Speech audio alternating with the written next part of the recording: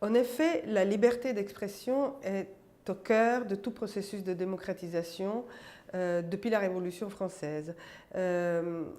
Puisque, effectivement, on passe d'un système de société inégalitaire où la liberté d'expression était le lot et le privilège d'une classe de privilégiés, et à une volonté non seulement d'égalité qui se traduit dans des droits égaux à l'expression, à l'opinion, la liberté de conscience, etc. Ça explique pourquoi aujourd'hui, dans le bassin méditerranéen, on est autour de la question de la liberté d'expression qui est très souvent assimilée à la liberté de la presse. Il se joue une bataille centrale dans l'avenir des sociétés de la rive sud de la Méditerranée. Mais c'est vrai qu'un autre corollaire de la liberté d'expression est la liberté de création.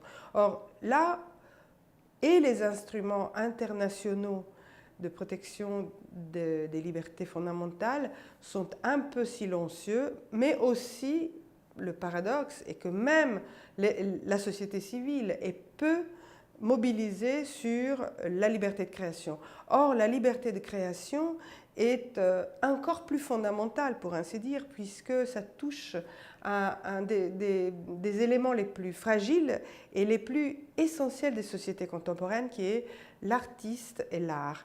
Non pas comme quelque chose d'élitiste et d'éloigné des préoccupations, mais comme ce qui existe dans le monde arabe de manière très significative. L'art est une sorte d'apprentissage de la citoyenneté. C'est l'apprentissage de la liberté, donc, mais aussi le fait de partager les imaginaires, alimenter le débat public et faire en sorte que, et ça c'est très fort chez les jeunes générations, la liberté de création est une forme d'apprentissage du vivre ensemble dans ces pays en mutation. Donc autour de ça, aujourd'hui, il y a des batailles qui se font autour des artistes dans les pays du monde arabe. On a eu des moments un peu durs où les artistes se sont vus attaqués par les nouveaux pouvoirs en place et fragilisés.